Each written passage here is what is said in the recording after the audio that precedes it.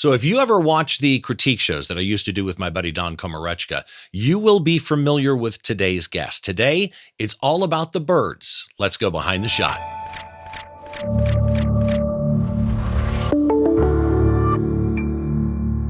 Hi, welcome to Behind the Shot. I'm Steve Brazill, and this is the show where we try and get inside the mind of a great photographer by taking a closer look behind one of their shots from conception to completion, all those stories and challenges that happen in between. You can find a blog post for this episode, along with any links that we mention, and a small sample gallery of my guests' work that is over at behindtheshot.tv. Any links that we mention, I'll also put in the description on YouTube. And in fact, when you are on YouTube, head down to the description and on your way, if you'd be so kind as to hit the like and subscribe button, turn on notifications so that you know anytime I release something new, it makes it easier. And by the way, if you watch on YouTube, I put on every one of my videos chapter timestamps, so you can jump to whatever section of the video that you want. Let's get started. Please welcome to the show, Pennsylvania-based nature and wildlife photographer, Melody Mellinger. How are you, Melody? I'm great, Steve. How about you? I'm doing quite good, except as this is like take 3 because Steve is tripping over everything today. It's one of those days. I want to start by getting to know you a little bit because I've known of you and kind of known you online since 2020, I think it was. Back in 2020, when Don Komarechka and I were doing the critique shows that we did, I picked one of your shots for episode number 4 of these monthly critique shows. You ended up having, if I'm not mistaken, I went back and tried to count, but I may have missed some, I think 7 different shots in the shows. And there is one specifically I remember like it was yesterday. And for those of you that didn't see the critique shows, don't worry about it. It's not like, required learning before you watch this show. But for each show, what I would do is I'd pick 9 images out of the Behind the Shot Flickr group. And I would always try and get a mix of genres and issues, that we could talk about. I wanted to get some shots that we'd have a lot of comments for, but I always wanted some shots that were kind of like a baseline for what a great shot looks like, that we wouldn't have a lot of things to say about, kind of like a reference for what we were trying to say to people on elevating their photography. And I picked your shots for the second reason, for that baseline, because you are so good at what you do. And the image I remember, you're very welcome. It's so true. The image I remember was episode 5. It was called Open Wide. Oh, yes. And the tree swallows. Do you remember that? Oh, yes, I remember that. Yep. So it was this, I should have brought it up actually, but it was a shot where you had a hummingbird feeding like at a birdhouse. And we made comments about, burning the birdhouse down and stuff. You actually went and redid that image and reposted it. And it was everything I would have hoped that people would get from those shows.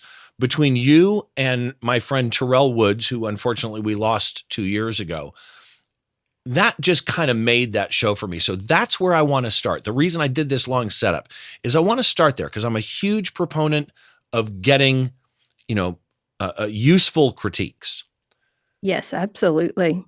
With you doing what you do, and you're so good at it, I'm curious, what did you or do you get out of having your shots critiqued? Oh, everything. That helped me to learn to look at my photos in a totally different way. Initially, when I look at a photo, especially at the beginning, I see all the good points, the fact that the bird's in focus and things like that. And then when I have other people look at it and they say, oh, this was too bright or that was too dark or, the light was wrong, something wasn't composed as good. Most of the time, or I should say all of the time, really, all of the different critiques I've gotten here and there, they've been right. And I've learned a lot from that. Yeah, and what's funny is you made the comment about, light or this is too light or this is too dark. It's always funny to me because even people like me who have critiqued other people's shots, it happens to me, right? The thing is, the beautiful thing about critique to me is the person doing the critique wasn't there. No matter where we are in our photographic journey, When I'm at a concert, I remember the sounds. I remember the energy. I remember the smells. My feet were sticking to the floor, that type of a thing. And I bring all Right. of that not only to the editing of the shot, but I bring it to what I see in the shot. And when you Yes. put it in front of viewers who weren't in the woods with you photographing that hummingbird or whatever bird it is, they only bring what they see in the photo, right? Exactly. Yes.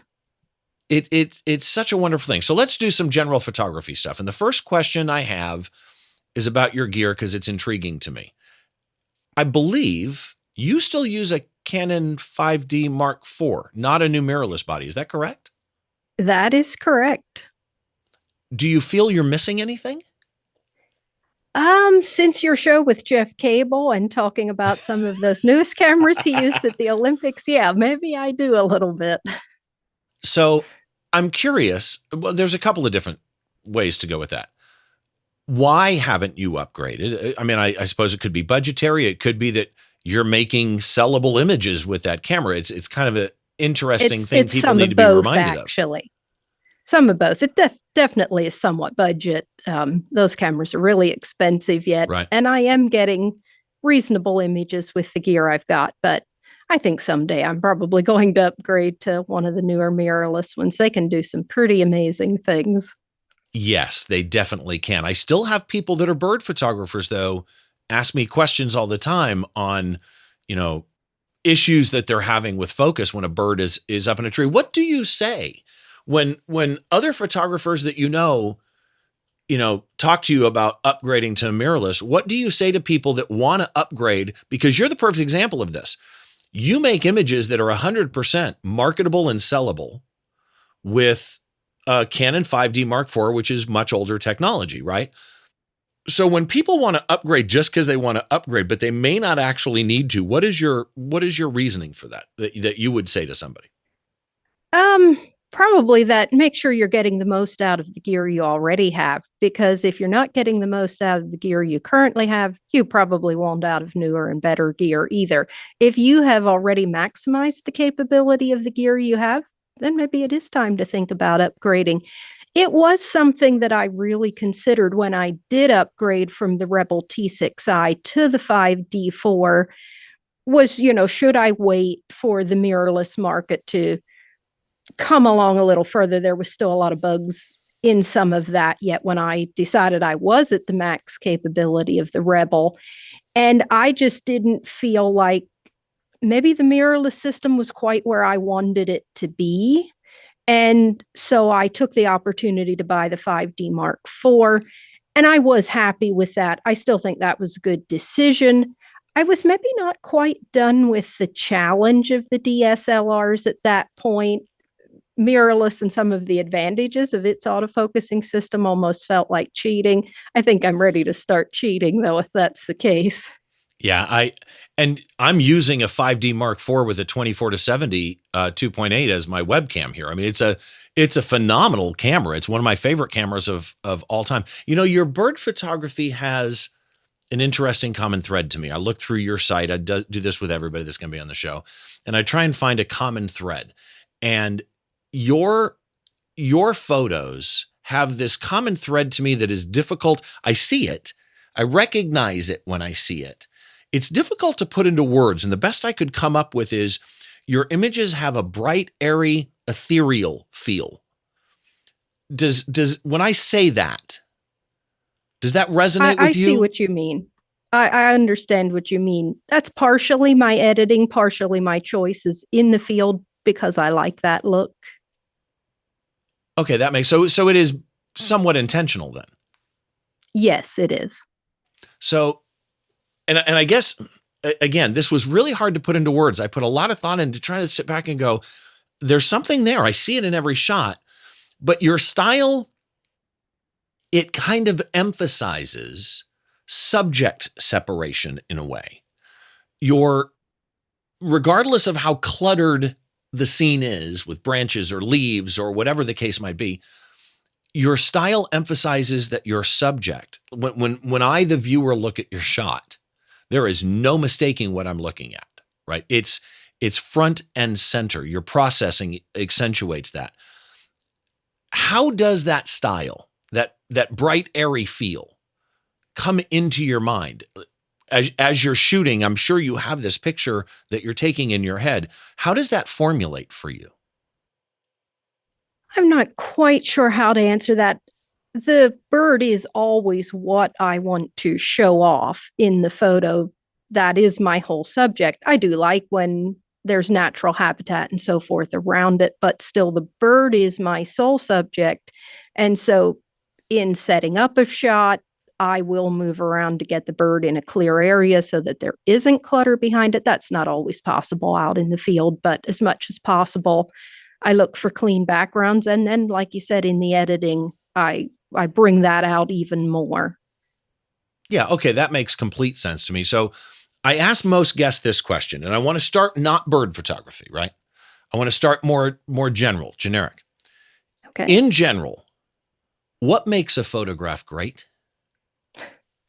That is a tough question. And different photos can be great for different reasons. I think there's a lot of things that go into making a great photo. In the case of nature and wildlife, which is mostly what I'm doing, I think an image that makes you stop and say, wow, that's amazing, in reference to the subject, has accomplished its goal of sharing the beauty of creation with the viewer. And that's my goal in most cases.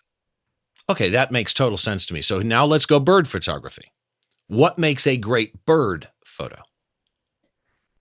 For starters, you need the eye in focus, and you want to show off the feather color and detail accurately. So you're going to need reasonable lighting for that. Okay, and bear with me, I am not a bird photographer. When you say collar, you mean the neck? No, I said color, as in the color. color. Okay, Yep, color. color tones. Yeah, and see, now that's a Moose Peterson statement to me, because that's one thing. In all the times I've talked to Moose, he's so big on, I'm not here to make art so much as I am to document the species. I want the species to be accurately represented. And what's interesting to me as a non-bird photographer is I think you kind of cross both sides. You accurately and respectfully represent the bird, but you also do it in a way that you tend to really create some fine art that I could see printed. Right? And that is my goal, to both have the bird accurate and yet to have it a beautiful image. Certainly not all of them meet this goal, but that the goal would be that it's a beautiful image you'd be happy to hang on a wall as well. Okay, so now the fun part. Before we started, I had you write down 6 terms. You did. And what I would like you to do, and you can take as much time, because one of the reasons I like doing this is I love that process of hearing somebody think. So many podcasters cut everything to pieces because they don't want any dead air. I don't care how long you think about this. Hearing somebody think is an amazing thing, that silence of process. So what I'd like you to do is take these terms and rate them in order of importance to you. And the terms are technical execution, storytelling, creativity, impact, composition, and lighting. If you were to take those 6 words and starting at number 6 and working your way up to the most important number 1, what's the order of importance of those to you?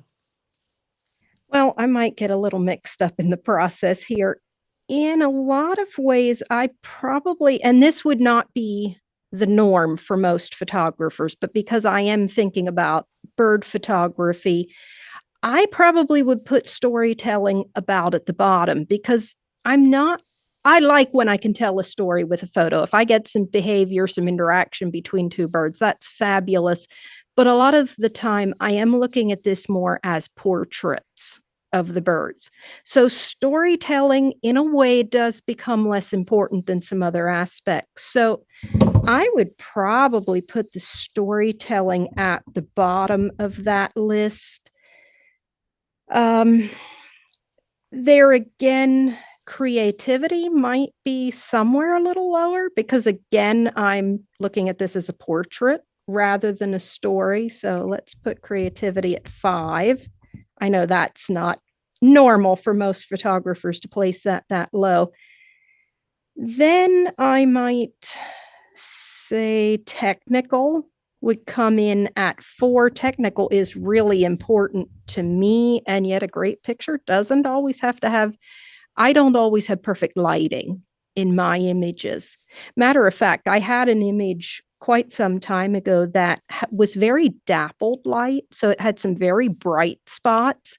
And someone else who was looking at that photo said, you know, it just makes me feel good to look at this photo. And it was a bird by the water's edge and, you know, this dappled sunlight. So to me, I looked at it, was like, well, technically it has some fault. And yet I could see what he was saying as well, that that was just a really beautiful, peaceful moment that I had captured. So technical isn't everything. I think I'll let that at number 4. Let me see. So we've got 5. So that leaves impact, composition, 4, 5, and 6 lighting here. Yeah. I think we'll go with composition as number 3. Ooh, The feel of the okay. photo.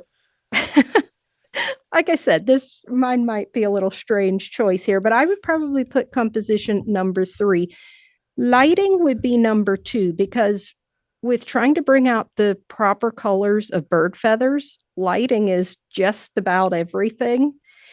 Matter of fact, if I try to take pictures on a dreary day, which sometimes I do, you need some weather to make the picture interesting, as in raindrops, or I love snowy days. I will take pictures all day on a snow day. But you have that extra interest then of the weather. Also, snow helps the light. You can be a really low light day, and yet the white snow really helps that. So let me see. I have lighting here at number 2. I put impact at number 1. I'm not sure if that's a normal place for it, but to me, a photo that makes you stop and say, wow, is what's important. So I think most people probably, I've only done this on 1 or 2 shows before this, and I'm going to start doing it every show, because I think I learn a lot about somebody by this, because you are correct. We look at it as 6 terms, and they all mean, and they'll probably be pretty close. I don't think they will be close for each photographer.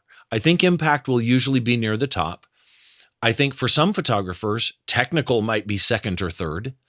Composition would probably be up there. And for some, they would say that, I don't mind if I have bad light as long as I'm telling a story, right?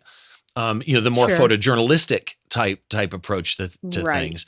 I really do like how you kind of broke that down. So let's get into the photo that we're going to talk about today. Before we do, couple of things. Number 1, this show is available wherever you get podcasts, in either an audio only or a video format. That is, if your podcast outlet of choice supports video. Apple Podcasts, for example, supports video. If your podcast application doesn't support video, you can always download the audio only version. But again, Spotify, Amazon Music, Google, all of those type of things, YouTube podcasts, all of those type of things work. The video is also up on YouTube. The blog post associated with this episode will list for you all of the links that we talk about. It has a sample gallery of Melody's work as well. And while you're on YouTube, again, hit like, subscribe, turn on the notifications, head down, jump to any section of the video that you want, so that you can, just watch those parts that are of interest to you. So let's get into this photo. Before I bring it up, do you name your photos? Sometimes I do, sometimes I don't. Does this one have a name? I think on one site that I believe on FStoppers, where I posted it, I had titled it Rosy Glow, simply in reference to the pink color around it. Rosy Glow. This is the shot that we're going to talk about today. And we're going to touch on the fact that you brought up FStoppers as well, because that's a key part of this image. First of all, I want to talk EXIF data.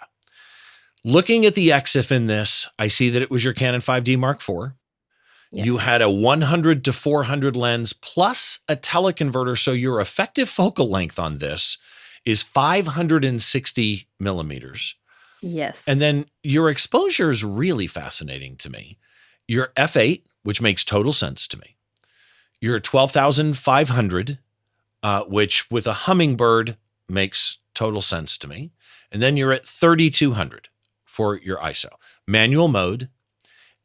your white balance was manual. I'm going to get into that in a second because that's also fascinating to me. And then your metering was not spot or anything. It was pattern metering. So let's start here.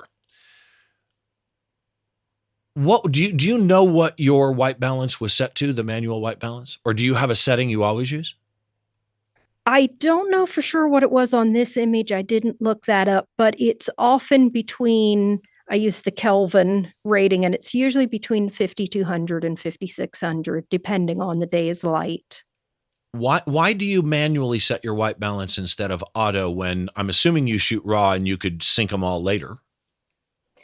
I do sometimes edit the white balance later anyways. I simply get it to as close, looking at the LCD screen on the back of the camera, I simply get it as close to what I am seeing visually in the moment there. I'll take a few test shots when I first go out on a given day. Just try to get it that everything looks right to me in camera. I do often end up tweaking it a little bit in post. So this, to me, hands down, one of the best, most amazing hummingbird shots I have ever seen. For those of you on the audio feed, I'm going to describe this to you. And it's interesting. Some shots, when I describe them, are difficult to describe, whether it be complexity or color harmonies or composition. This may be one of the easiest shots that I've ever described, and my description will not do it justice. Head to the blog post if you want to see this shot if you're listening to the audio feed. This is a super soft mix in the background. Let's just start with just the background. Pretend that there's no bird in it, right? It's just the background. It's the canvas, as it were. It's a super soft mix of blurred shades of pink. It's darker in the upper right corner. It's lighter in the bottom left corner. And on the left side of the frame, just about, if you think about what as I go through this and I describe to you the position of the bird's wings and stuff, if you picture the center of that bird from spread tip of the wing to the left to the nose of the beak, the tip of the beak on the right, the center of that lines up right on the left rule of third pretty much. And the hummingbird is over on that rule of third facing to the right, which I love because you see the right-hand profile of the bird and there's plenty of nose room in front of the bird. The eye, the beak, and the body are absolutely tack sharp. And now the wings, I mentioned a second ago. The wings are behind the bird, pointing behind the bird. So imagine if you took your arms and stuck them pointing way back behind you. That's kind of the position of the wings in this. They're pointing frame left, and there's a little bit of soft blur in the wings. This is going to sound weird. There's a little bit of soft blur in the wings, but no loss of detail, really. Like the detail is in those feathers. You feel like it's kind of that thing that if they were 100% frozen, it would almost be like, is the bird moving? You know the bird's moving, but it's so deftly done without losing any detail, but keeping just a small sense of motion. It is just a wonderful image. Color is rich and deep. Did I miss anything I should have pointed out? I think you covered it all. It really is, and this is the shot that put the word ethereal in my head. The blur of the background is so soft, and yet there's dark areas and light areas, and the bird, so it's dark in the upper right, it's dark a little bit behind the bird, and then the bird is in this kind of lighter spot. There's almost like this head in a clean spot type feel to it. First of all, congratulations. This shot was featured in FStoppers Best Images of 2024. They had some amazing feedback, by the way, I thought, on this image. What did that feel like when you realized your shot was going to be in there? Oh, it was amazing. I was very surprised, really, because there were lots of great submissions to that contest. So I was surprised to have mine picked, but it was lovely. It's funny, as they were rating it, they were talking about, what they were going to rate it. And they're like, I can't give it the top score. Like, no picture's perfect. But you could tell they kind of wanted to. It's just, you just don't do that type thing. I loved listening to that. So let's start here. Before I break down different things and ask you questions, Tell me about this shot. How did you get this shot? Well, this was taken in a friend's backyard in Arizona. We had made a very quick trip there, and I had about an hour one morning in my friend's backyard. She feeds the hummingbirds. This was mid-March of last year, and there were dozens of hummingbirds, both this kind, the Anna's hummingbird, and also a purple-throated one called the Costa's hummingbird. There were just dozens of them everywhere. It almost made you feel like you had to swat at them because there were so many flying around me. I was shooting handheld because I hadn't taken my monopod with. We were flying, so I was trying to keep my luggage to a minimum. So I did this totally handheld. I simply chose a spot in the backyard, looked where the light was, looked at the different background options. And actually, one of the other background options I had chosen was looking a slightly different direction that made a nice soft green background behind the birds. I was thinking that's what would look good. Turns out when I came home and looked at the images, I loved this one with the simple pink background much more than the ones with the green. And so that's the one I chose to edit and post. As far as getting the photo, I simply focused on the hummingbird feeder. This bird is actually quite close to a feeder. Hummingbirds have this behavior when they're feeding, they'll dart into the flower or the feeder and feed for a few seconds, and then they back up and take in their surroundings, and they'll hover. Of course, the wings are moving lightning fast, but they will hover with their body in a relatively still position for, again, maybe 2 seconds or so, take a look around, and then they dart back in and feed again. So I had my camera autofocus set in zone mode. Normally, that's not what I use. But by doing that, I focused on the feeder, and then it would track the hummingbird that short distance when it would back up. And that's what allowed me to get the hummingbird in this particular pose. Let me interject. I apologize for interrupting, Sure. but you said something That's that's fine. interesting to me that I got to dive into. You said you use zone mode, focus on the feeder, bird flies into the feeder, the zone focus picks up the bird, and then we'll just automatically track it. So you wait for the bird to come up. The zone is already kind of preset there to get you started. You then hit autofocus, picks up the bird, follows the bird as it goes back in and out. But you said that's not what you normally do. What focus mode do you normally do? Normally, I use either the single spot or the single spot expanded so that you have the 4 spots right around the central one. And normally, I keep that right in the center of my frame because I am always, this photo included, cropping. It is very rare that I don't have to crop an image. I'm working with small subjects that only tolerate me getting so close. And so I do a lot of cropping. So I normally keep that focus spot right in the middle and then crop to compose the bird where I want it. So then you're also getting your best focus point when you're doing that. I'm curious because you mentioned expanded and you mentioned the 4 spot. So for those of you that are not Canon shooters, Canon expanded AF is your center spot is your focus point. It doesn't change that. Your center spot, Right. it's still a spot focus. But then you have left and right, up and down points that should the center one lose it, those will try and kick in to go, oh, Yes. did it move off center and help it? But there's another one that has 8 points around it, or right. So you have up, down, left, right, and also on the diagonals. Why do you use the Yes. 4-point expanded instead of the 8-point expanded? I Mainly discussed because this with I'm Rudy on our latest sure. autofocus show. And so I'm curious why you choose that. Sometimes I stick with just the single point. My goal is always to focus on the eye nearest to the camera. But the eye of a bird is a very small spot, number one. It's also often a low contrast area because of the shape of a bird's head, the eye is recessed a bit. So that's a shadowy area. And so I do use the expanded. So it's got those couple of helper spots if it can't quite grab the eye. Why not the 8-point though, instead of the 4? That might be a good option as well. I find it's a little, if I have too big of an area with the focus points activated, it's going to be a little quicker. If I move off the bird's head at all, it's going to grab the background. Oh, yeah, that's a good point. Okay, see, this is, like I say, we had this discussion during the latest autofocus show I did in January with Rudy, and discussing scenarios where you might choose the 4 versus the 8. So this is a perfect example of that.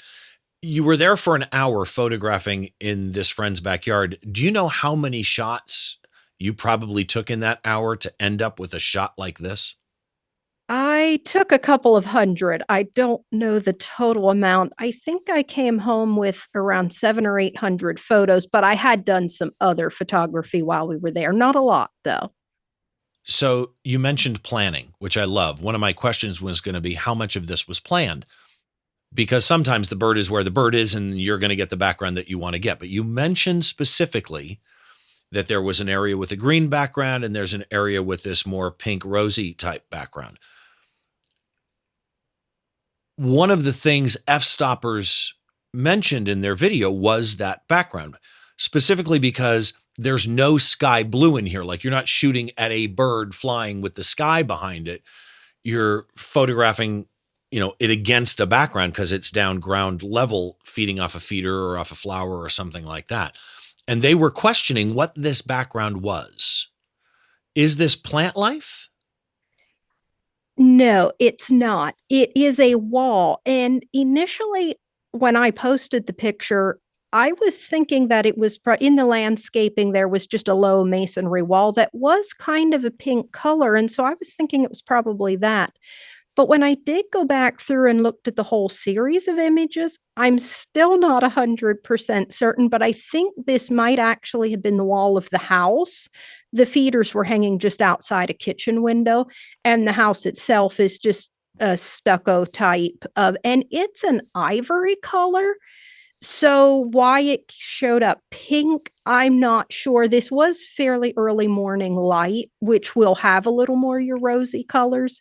So I can't answer for certain which wall this even was, but based on where I know I was standing at the time and also what I can see of the house in one of the other photos in the series that I took here that this one was picked out of, I think this may actually have been the house wall right next to the feeder. So I picture Melody culling her images down, and I picture Steve culling Melody's images down, and this one part of this image would have leapt off the screen to me immediately, and that is the semi-natural vignette that you have here. So the left side and bottom of this photo are lighter, right? The upper right corner is the darkest. But again, as I mentioned, it goes from that dark and gradiates, this blurred kind of linear gradient to a more mid color and then lighter on the left and on the bottom, except there is a dark spot right behind the wing going to the top of the picture. And what that does is it places the bird's head in this almost kind of natural vignette. As you're culling the images and you pull this up on screen, did you notice that? Actually, that was done partially in editing in post. The Okay. dark was a little more even across the light behind the wing to the left side of the frame. That way. And there was this overall sort of marbled tones that you had lighter and darker. But I used a radial filter during editing, then placed that over the bird, intersected it with the mask on the bird so that now it's just a spot behind it. And I did boost the highlights and the exposure just so ever so slightly behind the bird to help put its head in a more clear spot that really draws your attention to it. So that was somewhat done in post. It's an old Zach Arias quote that I love, head in an open spot. And exactly. This is, nobody calls it this, but I consider what you did with the radial filter, subtracting the bird from the mask, that's advanced dodging and burning in the modern world to me. You could have gotten in there with a burn or dodge brush and brushed in around it, but it's just a real wonderful way to bring focus. I talked about at the beginning. You have this subject separation in your photos. The fact that this was handheld, though, even at 1250th, right? Is that normally fast enough to shoot a hummingbird? They are That's quick. probably at the lower limits of what you should try do. I wouldn't have minded having my shutter speed a little higher, but like I said, this was fairly early morning and there was a hill to the east that was still casting some shadows here. So I was working with the available light. Okay. Yeah, it makes total sense to me. So let's talk composition. You said you crop every shot. You're shooting wide. Birds move. Obviously, their wings go in different positions. The position of the bird here is spot on. Nose room in front of it. Again, the left rule of third. Like if I just draw like rule of thirds here, the left rule of third is literally right behind the bird's body. So its body moves equidistant from that left rule of third to the right, and the wing moves equidistant from that left rule of third to the left. Then you have the top rule of third goes just right below the bird's eye, and then the base of the body hits the bottom rule of third, and only the tail really goes below it, and the eye and the beak are just a little bit above it. The composition here in your crop is so wonderful. As you shoot these wide, and you're taking in to crop them, what is in Melody's head of composition? To a certain extent, I crop by feel. If the image feels balanced when I'm done, in Lightroom, I often use the overlay for the cropping tool that's called diagonal. It has a couple of lines running diagonal each direction.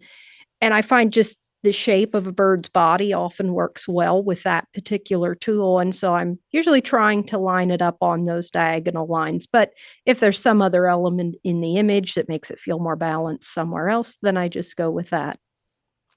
So even the gradient background here adds to that composition. That radial filter that you did to brighten behind the bird, is compositionally really accentuates what I as a viewer want to see. But this is one of those rare instances in bird photography where it's the bird in a background. So often in bird photography, it is a clutter of branches and leaves and everything else. And on the autofocus shows that I've done with Canon's Rudy Winston, I get a lot of comments on those videos from bird photographers where they're still, even with modern focus systems, they are still struggling. Even though it has subject detection now, they're still struggling to get focus when it's a tiny little bird in a tree with branches. You actually said something that's interesting because a lot of them try and use eye detect and subject detection. And I never thought about it before, but it's not a human eye. Human eyes tend to have a different contrast against our skin. Yes. We have bright whites in our eyes, or the eye is dark, whatever it might be next to our skin tone. Birds, their eye really blends in with the body and tend to be recessed. So my question to you is, for those that are struggling to get focus of birds in the clutter that you tend to run across, do you have any tips on focusing? Yeah, I do try to stick with focusing on the eye, but another trick that you can use with small birds, and actually I learned this from listening to Moose Peterson, on small songbirds, the breast of the bird is on pretty much the same plane as the eye. So if you're working with a really small bird, in the case of this hummingbird here, I just would have been keeping the zone focus over it and it could pick whatever part of the body it wanted. I had enough of depth of field at f8 to cope with that. But if you are shooting a shallower depth of field, just focus on the breast of the bird if you can't stay on the eye, and it will probably be in focus. It's funny because when I saw the f8 and I saw 560 or whatever millimeters effective focal length with the 100 to 400 plus the teleconverter, and I thought to myself, yeah, f8 is a lot of depth of field. But at 560 millimeters, it isn't as much as people think. Right. I mean, how much leeway do you think you had here at those settings? Well, f8 is as wide as I can go with that setup. That lens and that teleconverter, f8 is simply my minimum aperture. So I couldn't go any lower with the camera. But you probably wouldn't have wanted to be much lower than that, anyways, in this situation. There are times I wish I could go a little lower. Okay. Any composition tips when you have a bird in branches? Because one of the things, it's funny, this takes me back to those critique shows again. A lot of times I see bird photographers and they get a good shot. Technically, the bird's in focus, the color is there. I have difficulty even finding the bird because of their compositional choices. There's a lot of branches or a lot of leaves, and I can look at it in my head and immediately go, no, no, no, you should have cropped it here, because as the viewer, I know what my mind will find if you crop it there. Do you have any compositional tips to help people really make those subjects stand out in those cluttered scenes? Well, first off, trying to get the bird in a not so cluttered area to begin with is probably your Right. best bet. Sometimes cropping in hard or simplifying the scene, getting rid of some of the clutter out around the edges can help. Or if you really like Photoshop, clean up some branches later. Okay. You mentioned light when we were categorizing those 6 terms. You mentioned how important light is to bird photography. You're not gonna be able to answer this, I know it, but I have to ask it. What is, if you can figure out a way to describe it or put it into words, what is the key to good bird photography light? I'm guessing Yeah, it's you're not the right. I same as a probably lot of other can't things. answer. Mhm. Um, you do not want to be blowing out the highlights, and bird feathers are pretty quick to do that. I really like to photograph birds on overcast days, not heavy overcast, because you do need the sunlight. But when you have, and this picture was taken on such a morning, there was some light overcast. So the light was much softer than if the sun had just come up and we had really bright morning rays. So choose an overcast day if you're having trouble with light, it helps. Let's touch on your post-processing, because I'm looking at this picture in front of me right now, and that vignette around the head of the bird, as it were, just so it's really honestly gorgeously done. What is your normal post-processing workflow? Okay, so usually I do start out now by letting Lightroom do the AI denoise, because noise in a bird photo kills your details, and details are important when you're looking at little birds and their feathers. So I start with the AI denoise. Then, of course, I do tweak the white balance if need be. I try to get that right in camera, but sometimes later that needs a little bit of adjustment. Of course, adjusting any light and shadow as needed. And then I always select just the bird with either the subject selection tool or the object selection tool. If it's a busy scene, that often works better than just selecting subject. And I apply a little bit of texture, clarity, and sharpening to just the bird. Now, before Lightroom got so good with the AI denoise, I would then invert that mask and apply denoise pretty heavily to the background. That is a step I seldom do anymore, unless for some reason the image is super noisy. So I do a lot of my editing very selectively. After I've done that, then I will do additional dodging and burning. In the case of this photo, it was a little shadowy under the lifted wing that is facing the camera. And so I brought that up just a little bit, just used the brush tool and brought the exposure up a little bit there. Sometimes I'll burn down some highlights a little if I need to. And some of that dodging and burning is also focused on giving the bird a little more of a three-dimensional shape so it doesn't look too flat. I don't create new shadows or highlights, but sometimes I'll accentuate the ones that are there. And I also often do a little dodging over the eye. Again, like I mentioned earlier, that tends to be a shadowy area. So I'll bring that up a little, make sure the highlight on the eye is up so that the catch light stands out nicely. And then I didn't do it in this photo, but frequently I do make a large radial filter and put it right over the bird and then invert it and pull down the edges of the photo a little bit, sometimes just the highlights, sometimes the whole exposure, just so that right there over the bird is the brightest part of the image. You said something again that makes me think of something. You mentioned that you would have, on this particular shot at least, used an adjustment brush in Lightroom to bring the exposure up a little bit on that wing so that it stood out separate from the body and wasn't as shadowed. How precise are you on that? Like in that, some cases you've got to be like, one of my biggest complaints on people's images when they do processing and they leave a halo around the subject because they darken the sky. And there are times I'm sorry, there's just no substitute for zooming into 800% and getting to every single edge if you really care about the image, which, look, you don't have to, right? But on something like that, and that is bringing the exposure up underneath that wing, do you zoom in and get really, really detailed to the tips of those feathers? Or is it more just kind of a larger soft brush just in an area? How detailed do you get on that dodge burn?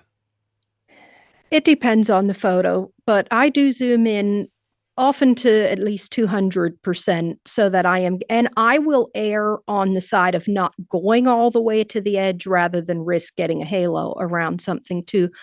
Also, I can't answer for sure which sliders I used on this one, but I will often just bring the shadow slider up rather than the exposure. That way it does only affect the dark pixels rather than the light ones. If Yeah, I have to bring the exposure up, then I'm going to definitely zoom in and be very careful and precise with the mask. see, that's how I think. I try and avoid, when possible, the exposure slider. For me, it's highlights, blacks, and shadows are my three sliders that I go to regularly to, highlights, blacks, and shadows let me control everything that I want, but with such more, control, as it were. Other than Lightroom, do you have any other apps you can't live without? Yeah, I do use Photoshop. Now, this image would not have been taken into Photoshop at all, but when I'm working with photos that were taken that you have trees and branches, I will take an image into Photoshop and clean up the background if there's distracting elements. I very seldom actually do any Photoshopping on the bird itself. I do try to keep those true to what I saw in the wild, but I will clean up a background sometimes. I just love this shot. Is there anything I should have asked about or mentioned that I didn't? I think you covered it pretty good. It's so good. And again, congratulations on the FStoppers, Best Shots of 24 earning. Thank because you. That was that's exciting. well deserved. Really, really well deserved. So let's talk a little bit about some questions. I'm going to switch gears. Sure. I want to go into a speed round. You've watched this show before, so you already know what this is about. So you may guess some of the questions, but I'm going to ask them anyway. First of all, you have somebody walk up to you and say, Melody, what is, the one thing that I can do to get better bird photography? So what is your top bird photography tip? Start watching the birds. Learn to know your subject. Birds are unpredictable unless you spend a lot of time watching them. I keep my feeding station right outside my kitchen window, so I'm watching these birds day in and day out, even if I'm not out with my camera. What is the biggest photo mistake you made or almost made? Oh my, I've made a lot. Definitely going out without my card. Oh, have you done that too? Oh, I've done that a few times. What is your favorite composition rule if you have one? I frequently use the rule of thirds in my head as I'm taking a photo. Sometimes when I'm cropping, I don't stick with that, but I do use it. It's my favorite as well. Favorite band or performer? Oh, nowadays I make playlists of random different groups. I believe I would probably say Rescue Junction. They're a small Ontario-based singing group that I enjoy. Favorite drink? Coffee. With or without cream and sugar? Cream and sugar, definitely. Favorite movie or TV show? I believe that would have to be the 1996 BBC version of Pride and Prejudice. Oh, very specific. I like that. Okay. Last question. Is there any photographer out there that you think more people should know about and follow? Yeah, I would pick Isaac Grant. He does bird photography better than I do, and I find his photos an inspiration for my own work. Okay. And other than that, again, thank you so much for doing this. I really, really appreciate it. Again, I've known you for, probably 5 years now through online stuff. It is wonderful to meet you in person, and I am such a big fan of your work. It was great to finally meet you as well. For everybody watching Images, if you want to see a small gallery of Melodies, if you want to see any of the links that we mentioned, links to, all of her social media, her website, etc., those are in the blog post. They're at behindtheshot.tv. And again, that's going to be the easiest way for you to find the links for Melody on social media, because they do vary a little bit based on which social media you're going. It's not the same everywhere, but I've been putting them on the video on the lower thirds down at the bottom for those of you watching video. For those of you listening to audio, we are going to just run through them here really quick. Your website is Melody Mellinger photography.mypixieset.com, correct? That's right. Okay. How much are you using Blue Sky now? Quite a bit, actually. That's probably my primary social media app at this point. Okay, same me. I've moved there pretty much. So on Blue Sky, Melody Mellinger, just at that. But on Instagram, it's at Melody_Ann_M. Am I correct? That is right. And X/Twitter to most of us, Melody Ann M. That's right. So they can find you everywhere. Is there anywhere else that people should look for you or find you? No, that is pretty much it. Again, thank you so very much. Well, thanks for having me. I really enjoyed it. Oh, by the way, that's right. I almost forgot. We have to say thank you to, was it your son that helped you with the microphone stuff? Yes, it was my son Brent helped me get set up here on the tech side of things. Well, do me a favor, thank him as well. I'll do that. And to everybody, as always, thank you so much for watching. I do appreciate it. All the links, again, are at behindtheshot.tv. They're also in the description on YouTube. If you watch on YouTube and you like the show, please just take this much time, just a little bit of time, and hit the like button, hit the subscribe button. And it is actually critical that you do turn notifications on, because even though you're subscribed, you may not see one of my new releases if you don't actually have the notifications turned on. It's just the way that YouTube works. Thank you again to my guest as well, Melody. I'm going to mess up the last name again, and I'm sitting here thinking about it as I'm saying it. Melody Mellinger. Did I get that one right? That's right. You okay, got good. that right. See, I was saying Mellinger, and we re-recorded, but now I have Mellinger in my head. Mellinger. Mellinger is the last name. Melody Mellinger. So everybody, make sure you go find her, tune in, and make sure you join us next time as we take a look inside the mind of a great photographer by taking a closer look behind the shot.